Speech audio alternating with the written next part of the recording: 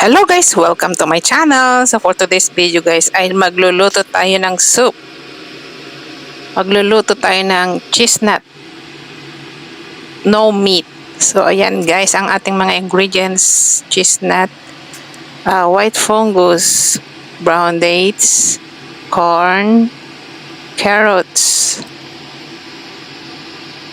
So ayan guys ang ating mga ingredients. Kahit walang meat ito guys, malasa siya kasi lulutuin natin siya ng 2 hours.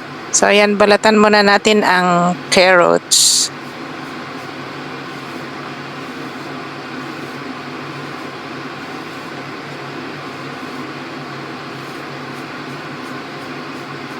Hindi nyo ba napapansin guys na ang lahat ng kadalasan, hindi naman lahat, ang mga sabaw ng Chinese ay laging may carrots kasi ang carrots ay pampalinaw ng mata din. So may kanya-kanyang mga benefits yung mga ingredients natin. So hugasan lang natin yung chestnuts. Kasi nabalatan na siya na binili ko.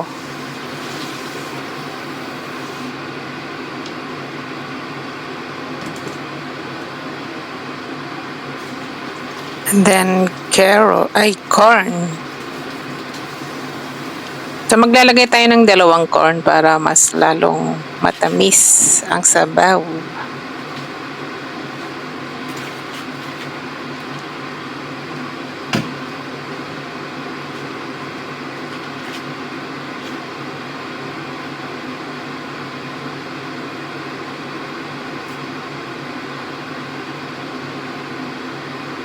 So, bali 4 ang aking sinaserban, pang 5 ko. So, hindi gaanong marami yung aking nilulutong soup, eksaktong pang 5 person lang. So, ang ating next na huhugasan ay yung brown dates.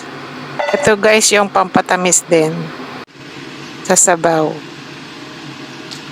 And then, ibabad natin yung white fungus. Tatanggalin natin yung pinakamatigas na steam. Then, ilalagay natin mamaya yan pagkatapos before maluto yung sabaw. Kasi madali lang siyang maluto. So, yan guys, na-prepare na natin ang ingredients. So, umpisahan na nating magluto. So, ayan guys, kumukulo na yung tubig. So, ilagay na natin ang chestnut. Pagsamasamahin lang natin yung mga ingredients. Brown dates,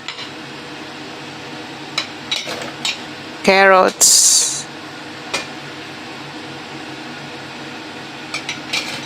corn, at lagyan din natin ng salt, pampalasa. Mamaya natin ilagay yung white fungus guys before na maluto. So, ayan guys, pakuluan na natin. So, ayan, natapos nang naluto, 2 hours. So, ayan, tapos na. Ito na yung finished product. Happy cooking! Thanks for watching. Bye-bye!